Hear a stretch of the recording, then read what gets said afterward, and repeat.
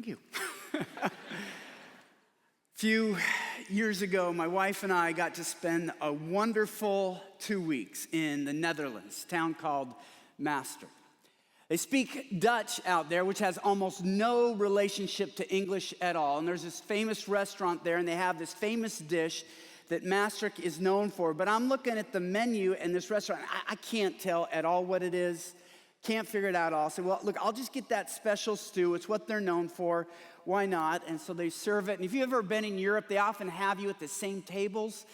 You're shoulder to shoulder next to somebody you don't even know, and they're talking away in Dutch, and Lisa and I are talking, and halfway through the meal, she says, well, how do you like this stew? I said, it's incredible. It's savory, it's tender. So I just wish I knew what it was. This woman had been speaking Dutch right next to us, and then she stops. And in perfect English, she says to me, you really want to know? I'm like, yeah, it's horse meat. Like, I'm nibbling on national velvet. I just can't do this. I didn't know I was tasting thoroughbred. I mean, even though I knew it was delicious, I just couldn't get this over my mind that I might be swallowing Secretariat. So, I mean, I stopped right there and said, I'm sorry, I'm just done. And it surprised me because they seem so nice over there, but they eat horses. You know, I just couldn't figure that out. And so, there's not just a cultural divide between countries and cultures. There can often be a huge divide between generations. And I have 3 kids, ages 20, all in their 20s, and I work with a lot of pre-married couples that are in their 20s, and I know you all just look at the world differently than my generation does. The way you look at yourselves, the way you look at each other, the way you look at what gender means and how that involves marriage and everything like that, it is just so different from what I grew up with. In fact, a lot of the couples that I work with now, I think it's more common for the wife, the future wife, to out-earn the future husband 2 or 3 or sometimes even 4 times more than the husband. I don't think that was true very often when I was at the marrying age, so to speak.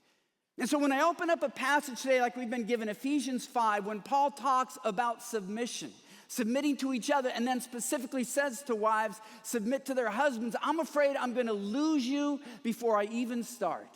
So you can say, come on, Gary, it is 2016. Are you serious? But if you'll just suspend your doubt for just a little moment, I want to tell you this may be one of the most powerful understandings of how marriage was designed by God to work that you'll hear because of what Paul has to say. It is powerful. I would avoid it if I didn't think it was worth the risk and worth the trouble, but I believe it is so worth the risk because it changes the way we look at ourselves, each other, and marriage. Ephesians 5:21 begins with this. Paul's saying, submit to one another out of reverence for Christ. Submit to one another out of reverence for Christ. Now, a lot of us are immediately, we just want to write that off. Guys are going to think of submission like MMA, tapping out, no glory in that. A lot of women are going to hear the word submission, and then verse 22, when it says specifically, wives, submit to your husbands, they're going to say through the face of, you know what, for thousands of years, women have been looked down on as lesser and inferior, and now you're trying to tell me the Bible is joining that chorus? But let's take a step back and see what it really means. Man much smarter than me, it's not hard to find those, but there's a man much smarter than me that explains what this whole concept of submission means. Here it is. If we could bring that up, please. The call to mutual submission demands readiness to renounce one's own will for the sake of others and to give precedence to others. Okay. Avoid the contention of the word. That's what he's talking about. That's the concept that Paul is saying here. And let me just say, throughout Scripture, this attitude is incumbent on all believers in all situations. Look at Galatians 5:13. Serve one another in love. Philippians 2:3 and 4. In humility, consider others better than yourselves. Each of you should look not only to your own interests, but also to the interests of others. Now in Ephesians 5, Paul directly applies this to marriage, but he's talked about it many other times before, and this is just how it applies within marriage. This is how we have the marriage that God designed us to have. Since I know that the word submit is so radioactive in our culture today. I'm trying to think, well, Lord, how do we capture this thought, not just in Ephesians 5, but in Philippians and Galatians, the thought of submitting to each other, serving each other, humility, putting others' needs before our own. And I'd like to suggest another word. When you think of Ephesians 5:21, when you think of those other passages, think of this word as something that sort of captures all of these passages together, the whole concept of showcasing our spouse. Out of reverence for Christ, husbands are called to showcase their wives, and wives are called to showcase their husbands. This concept of showcasing is clearly seen in Ephesians 5:27, a few verses down when Paul starts to talk to men when he says this. Verse 27, husbands, you must love your wives as the Messiah loved the church and gave himself for it so that he could make it pure, cleansing it by washing it with water through the word. He did this in order to present the church to himself in brilliant splendor. What does it mean to showcase my wife? It means that I have a passion and I'll take steps for the world to see her in her brilliant splendor, to be the woman God created her to be. With my support and encouragement, others can see the brilliance that I was attracted to and the brilliance that is growing because of Christ in her. That's the attitude I'm to have in marriage, that I showcase my wife, wanting others to see her brilliant splendor. And wives are called to the same thing. Verse 22, when they're called to submit, read showcase their husbands, and called to respect them in verse 33. Same concept is behind both those words of showcasing. And notice Paul says we're to do this out of reverence for Christ. Showcase each other out of reverence for Christ. Not necessarily because our spouse deserves it. But Paul is saying because you reverence Christ, if you are a believer, this is what Christian marriage is all about. You should live to showcase others. It's not about even first and foremost honoring your spouse as much as it is about honoring Christ. Now, some of us might say, especially you singles, man, I didn't know marriage is about choosing somebody to showcase above myself. And some of you who are married saying, I didn't know when I took vows I was thinking that I'm going to spend my life trying to showcase this person, serve them, and be humble towards them. But Paul says this is how God designed marriage, and he's the one who created it. Clarence Thomas, nation's Supreme Court Justice, he was a much younger man, ran the Marine Corps Marathon. It's in Washington, D.C. And at the Marine Corps Marathon, you have Marines that man the stations, and they're handing out the Gatorade and all of that. And about 17 or 18 miles in, Clarence comes up to the station. He's just really hurting, and he's looking for a little sympathy and empathy. He grabs a cup of Gatorade, and he says to the Marine, man, this is hard. Marine didn't give him any sympathy. He didn't give him any empathy. He just stood up and said, it's what you signed up for, sir. And it's just Clarence said, what do you think?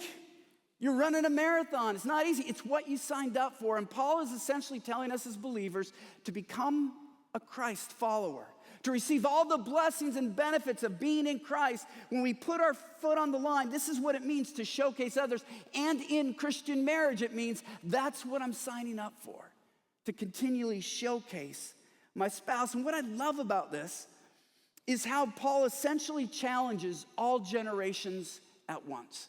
2,000 years ago, he wrote a truth that has been true in every generation of human history. Throughout most of human history, men have so looked down on women. We've been condescending, we've been prejudicial. You go back to series like Mad Men, and it's just amazing how guys treated women just 40 years ago. You think, man, I can't believe they did that. And it still goes on a lot today. But then also when you look at popular culture, it seems like it's almost turning where men are the doofuses. In sitcoms and movies, men are the hapless ones. Women are the only ones who have it together. They're the only ones that are doing anything. And the fact that now you have 2/3 of colleges are filled by women instead of men, we might be seeing a cultural shift, I don't know. But whatever situation you find yourself in, Paul says, husbands, whatever your culture says, that whether it's men looking down on women or looking down on men, it says, husbands, lift your wives up. Wives, lift your husband up. Don't fall into cultural rot. This whole series is on stand up. Stand up against the force of your culture that wants to bring each other down, and instead you should seek to showcase each other, to lift each other up. That's what it means to showcase. And what I love about this too is that it assaults one of the worst threats to a marriage, There are a lot of different threats to marriage, but when you look at some of the worst, I don't think it's lust or porn or affairs, although a lot of people will say that. I don't think it's overly busy lives, although that's a real problem. I don't think it's having too many children or not enough money. I think that some of the biggest assaults on marriage are our own selfishness and pride. It's what kills our relationships. It's what kills our affection for each other. And if we're focusing on showcasing each other like the Apostle Paul tells us to, we're undercutting selfishness, we're undercutting pride. It is the most powerful truth I've seen. So how do we do this? How do we show the brilliant splendor of our spouse? What does it mean practically to live a life where we're trying to showcase each other? George Balanchine, the famous Russian choreographer and dancer, had a statement called "The ballet is woman." And what he says is that the best male dancers in pas de deux, that's couples dancing in ballet, recognize that their role, their job is just to make the woman look more beautiful. People go to the ballet to see the ballerina. He's not trying to step in front of her. He's not trying to show off his own strength. They want to see the strength, the beauty, the grace, the loveliness of the ballerina. And so the best male dancers are going to understand how do they turn her and support her and frame her and showcase her so people can do that. And that's a great metaphor for marriage. Now, I used this clip about a year ago. I never like to reuse something within 5 years. But it was one of those weekends when almost everybody was gone because we had the floods and a lot of churches were canceling and whatnot. And when I saw the title for this sermon was Marriage is About the Dance, it was just too perfect. It's only 90 seconds. It's well done. I'm going to show a clip from a Sarah Jessica Parker documentary on the New York Ballet, when she talks about this attitude. I want you to apply this to marriage. What if husbands looked at their wives this way and wives looked at their husbands this way?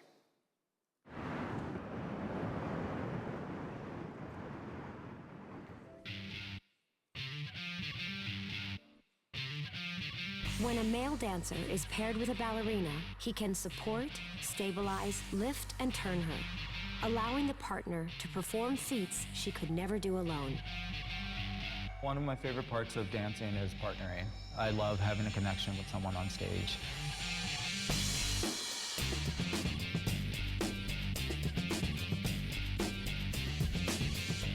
There's this saying we have that ballet is woman.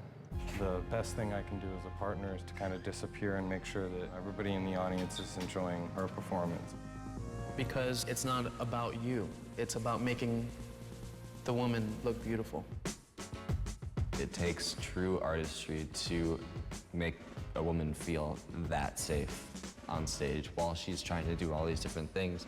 You just have to have that trust. It's not always perfect or safe, but usually they'll catch you before your head hits the ground. Usually. So, well, I got dropped on my head once, but. Partnering's a lot about confidence, and you have to go for things, because if you don't go for it, then it doesn't work out. Right, yeah. And a lot of these lifts I've never done before, and they're kind of scary. I'm sort of afraid of heights. With Craig, I'm not afraid at all. Well, I know he's not gonna drop me, right? Yeah, not yet. Imagine how marriage might change if you looked at that's your job in marriage, to be that supporting dancer, to show the beauty and brilliance of your spouse. That'll put you far down the road to fulfilling Ephesians 5 if you're willing to do that. Lisa and I have a couple friends who have done that. Their names are Laura and Kurt. Laura grew up very much a Southern girl, born in Louisiana, raised in Texas. And as a little girl, she used to have this ritual. Every day after kindergarten, she'd get up from her nap, put on her fanciest dress and these stiff white shoes, and she'd wait on the curb for her dad to come home, and he would stop about a block away from the house, pick her up, give her a kiss, put her back in the car, and he would drive her home. She did that every day. Till one day she woke up after a nap, put on that fancy dress, put on the shoes, and she waited for her dad. And her dad never came home. She kept waiting. Her mom came out trying to bring her in, but she didn't want her dad to come home without him sitting there waiting for her. So she kept waiting till finally her mom said, "Laura, you have to come home." And Laura just didn't understand what was going on, so she stayed right by the front window looking. Surely he's going to come home, but he never did. Little girl never gets over that. Laura only saw her father 2 other times the rest of her life, and one of those times was a week before he died. So when she fell in love with a man named Kurt and they knew they were getting married, she was pretty upfront with him. Look, Kurt, I don't care how much money you make. I don't care what kind of cars we drive. I don't care how big our houses are. I just want to be cherished. She uses the word cherish instead of showcase, but showcase leads to a marriage of cherishing each other. And one of these days, somebody's going to get wise enough to actually write a book on cherishing in marriage. And if they do, you should definitely get it because they're onto something here. We see the biblical truth behind that. Kind of inside stuff there. But Kurt knew that part of showcasing Laura then was being home on time. She was a young girl, left out on the curb. He's not going to do that to his wife. So instead of currying favor with the boss and staying late, he made sure he got home. He was giving up promotions. He might be giving up a raise, but it meant a lot to his wife that he put her first by coming home. And Laura would tell me even today, 40 years into their marriage almost, it almost made me messed up just hearing her say, she's Gary, even 40 years into our marriage, the best part of every day for me is when I hear that electric garage door opener and I know my man is coming home to see me. Kurt cherishes his wife instead of himself. You can clap for Kurt. He deserves that. 40 years of faithfulness. Now, Laura's a large and charged personality, slight frame, big personality, gifted teacher. She's an upfront person. She's taught a lot of people. She goes away to some conferences and whatnot. And Kurt has supported her through the years to do that. And here's what that's meant to Laura. She said this, I'm such a strong person, but the fact that Kurt lets me be me makes me feel especially cherished. I'm the upfront person, the outgoing one. Some men might say, hey, why should she be front and center all the time? But Kurt cherishes me for who I am. He lets me soar in those settings rather than fighting against me. For a man to let his wife be the shining one, that's special. And it encourages me to be the highest version of myself. Kurt is her ballet dancer. She's his ballerina, and he's showcasing her. And when she says it lets me be the highest version of myself, I think back to Ephesians 5:27, Jesus releasing the brilliant splendor of the church. That's what Kurt has done for his wife. That's what Paul is talking about in Ephesians 5.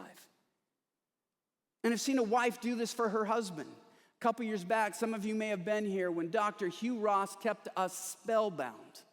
When he proved by science alone how foolish it is not to believe in God.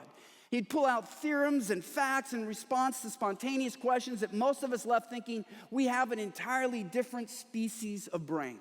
I mean, he's just so impressive. But he let loose there a little bit during his talk that he scored somewhat up there on the autistic scale.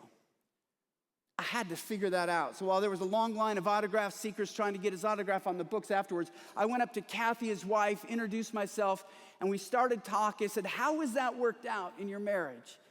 And she told me the story of falling in love with this brilliant Caltech student who was doing his postdoctoral research, volunteering at a church, and she realized how much potential he had, but she also realized that some of the autistic social stuff was holding him back.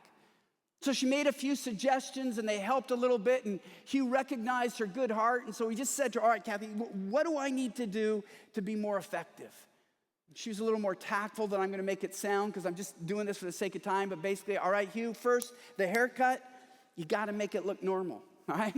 Don't tell the person how to cut your hair. Just go and say, make it look normal. And I suggest you just go to Macy's and let them dress you, all right? Plaids don't go with stripes. Your pants should cover your socks. And when you have these great principles, give an application so people can relate to it. And she said, and Hugh, this is very important. When you're talking to someone, look them in the eye. It makes a big difference. Hugh literally took a 3x5 card out of his pocket and he's writing it down. Haircut, normal. Clothes, Macy's. Personal applications, look people in the eye, got it. And he saw his ministry increase accordingly. And he was so thankful to Kathy. Here was his romantic invitation. He came up to Kathy and said, Kathy, with my postdoctoral studies and my volunteering at the church, I only have one day off a week. But would you like to spend that one day off getting to know each other better? She said, sure. They fell in love. They've been together ever since. And they have this intimate marriage. And I described this whole ballet as woman image to Kathy, and her eyes lit up because it's the story of her marriage. She had prayed when she was growing up, Lord, I want to make the biggest impact for you that I can. And she realized one of the best ways for her to have a life of impact was to help Hugh be released in his gifts. And the reason the marriage works like it does is that they recognize each other's weaknesses, but they cherish and showcase each other's strengths. Hugh doesn't expect Kathy to have the mind of an astrophysicist. Kathy doesn't expect Hugh not to show some evidences of a guy who's on the autistic spectrum. They nurture each other through those weaknesses, they showcase each other's strengths, and they've done more as a couple than they possibly could have done on their own. It's a beautiful picture of what Paul is talking about in Ephesians 5. I think back to that ballet analogy, or imagine the ballet dancer, if we could bring up that picture of that. A man has spent the whole dance, his whole life, he's supporting her, he's turning her, he's lifting her up. He wants her to be the center of the performance. He's been doing that throughout the entire dance until he gets toward the end, and they're at the final thing, and he's able to lift her up and throw her into the spotlight, and she nails the landing perfectly. The crowd leaps up in this thunderous standing ovation as the man steps back into the shadows. His job is done. The ballerina is showcased. He can just say, that's what I came here to do. And Paul said, have that attitude toward your spouse. Now, some might say, Gary, in one case, the husband got showcased. In the other case, the wife got showcased. How do you choose who gets showcased? What if you both want to be showcased? Marriage is a long dance. And in a spiritually healthy marriage, there'll be times when each other gets showcased. I could use my own marriage as an example. When Lisa and I got married, I very much wanted to be a writer. And Lisa was honest, she very much wanted to be a woman who had kids rather early on, was there every day. She wanted to homeschool. She told me that before we got married. And those two goals conflicted a little bit because writing doesn't pay a whole lot, particularly in the early days. Some guys will ask me, Gary, if I want to be a writer, what's the most important thing I need to know? And I usually will say, and I'm not completely joking, marry a rich woman, all right? That's how you fulfill that occupation. But I knew that that's what God created Lisa to do. I knew it's what she wanted to do. And so we knew we pushed back what I wanted to do for a good decade before I was able to quit my job. In fact, it was more than that, working on weekends and early mornings because I knew that's what she was. That was this plan. And she did such a good job at it. And our kids have been so blessed accordingly. But 1 month after our youngest child graduated from high school up in the Pacific Northwest, I'd had this invitation that I accepted from this church here in Houston, Texas. And Lisa, here's a place where I think you can be showcased, where they can use your gifts. You're gonna have some support like you've never had before. I think this is a great thing for you to do. And though Lisa has come to love Texas and love Houston, particularly the people, I'm just gonna say it wasn't an easy sell 6 or 7 years ago when we first started talking about it. A woman who lives by organic foods and loves farmers markets. And the first farmers market we went to out in Katy had like 5 stands of wilting lettuce. Who doesn't think recycling is a joke, who loves hills and greens and stuff. One time we were on a trip visiting my daughter and we pulled into this valley and it just was gorgeous. And we said, it's so beautiful, it's not even fair. 2 days later, we're flying into Houston. This was in the summer. The heat and the humidity just hits you when you get off the plane. And Lisa gives me this cute, but I knew what she was saying look when she's like, so, Houston, huh? You take me to Houston? And what you have here, there are different times in our life when we're saying, I'm gonna showcase you. And she says, you're gonna showcase me. And I think that's what has given us a marriage where we cherish each other. Now, I don't want you to just think about the big things, because often that attitude of showcasing isn't seen in the big picture items, it's in the little things. It wasn't that long ago we had a young couple that we knew that got married, and I thought of a great present for the wife later on. Told Lisa about it. She says, that's a great idea, let's go ahead and do it. And I followed up a couple days, have we got it yet? She goes, oh, I forgot. I said, do you need me to do it? No, let me try to do it, but here, do this. So I followed up, she did it, it was done. And then when the wife got it, the first time we saw him after that, she's just gushing, oh, it's so wonderful, it's so thoughtful. The way it came, it was just perfect. She's just gushing on, and I'm hearing this as I walk into the room. And she sees me walk into the room, she goes, oh, and of course, thank you too, Gary. And it's one of those thank you too, Gary, like, Gary, you and I both know you had absolutely nothing to do with this gift. The only contribution you made is you married such a kind, creative, generous woman. So thank you for marrying Lisa so I could get this gift, right? And the prideful part of me wants to say, hey, that gift was my idea. I paid for that gift. I had to follow through on that gift to make it happen. And you know what? To my shame, 15 years ago, I might have said that. But now I could hold my tongue and look at her wanting to showcase my wife and say, what present? Why would I say that? And then why would Lisa follow up with, don't be silly, it was his idea. Why am I trying to showcase Lisa? Why is Lisa trying to showcase me? We've been talking to marriages for a lot of years, and we've seen what disappointment does in a marriage. We don't want that. We've seen what contempt results in marriages. We don't want that. We've seen how pride and selfishness pulls marriages down. We don't want that. We want to showcase each other because it's our way of cherishing each other, because here's what we found. And here's what I found personally. The more I cherish my spouse, the more I cherish my spouse. Showcasing is a way to do that. The more I cherish my spouse, the more I cherish my spouse. What I mean by that is when I act in a cherishing way by focusing on showcasing my wife, it increases my affections for my wife.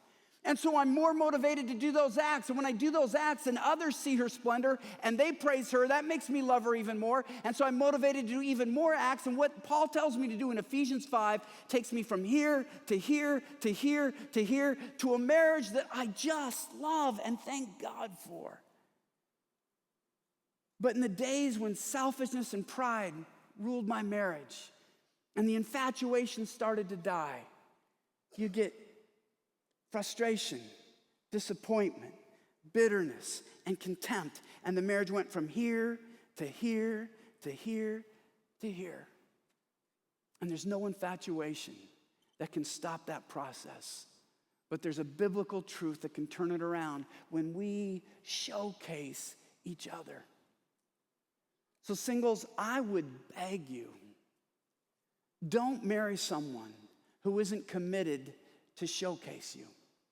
Make sure that out of reverence for Christ, they got to have that reverence for Christ, they believe that life's fulfillment and meaning is found in showcasing others, not making themselves the star of the show. And married people, so often we think we need to change our partner when things go bad, when more often we need to change our attitude. We need to stop being afraid of this dangerous word in Ephesians 5. Put it together with other scriptures and say, maybe Paul was onto something.